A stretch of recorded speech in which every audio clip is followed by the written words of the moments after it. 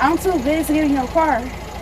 Deja Blandings recorded it all. Her Lyft driver pulling up only to turn her down. I was too big, and his tires, something about his tires. I asked him, what do I have to do with your tires? This happened January 18th.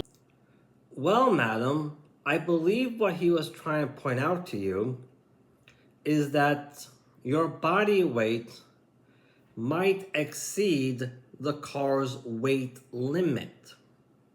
This is not a discrimination thing. It is an engineering thing. Regardless, this incident is evidence of what we spoke about previously on this channel about body positivity women. Now, in case you guys weren't here for that episode, body positivity women are a type of leftover women here in the West who, as a direct result of the feminist movement, have been pointing fingers at men to the extent where they have completely deprived themselves of the necessary amount of mental growth and responsibility to physically take care of themselves. This has resulted in severe losses to morbid obesity, and since they refuse to listen to doctors, they're not going to live very long. They just won't.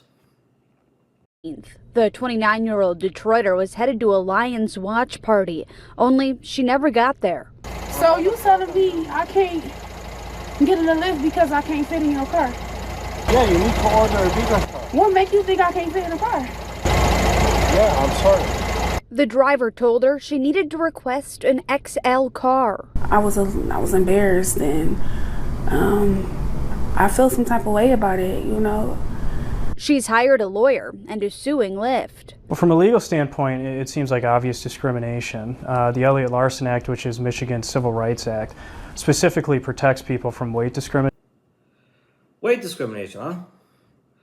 Well, I can see how that can be a law, I suppose.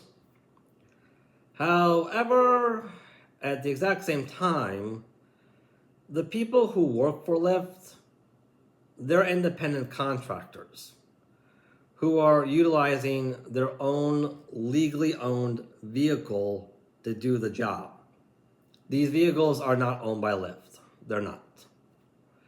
And let's not forget, under no circumstances can you force someone to use their own legal property for something they don't want to use it for against their will.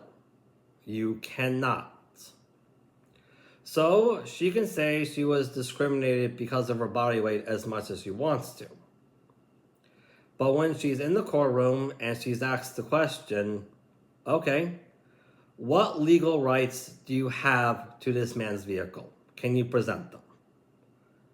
If she fails to give a straightforward answer to that question, just fails to do so, I'm pretty sure that's going to open the door for Lyft to file a counter lawsuit against her for filing a frivolous lawsuit against them.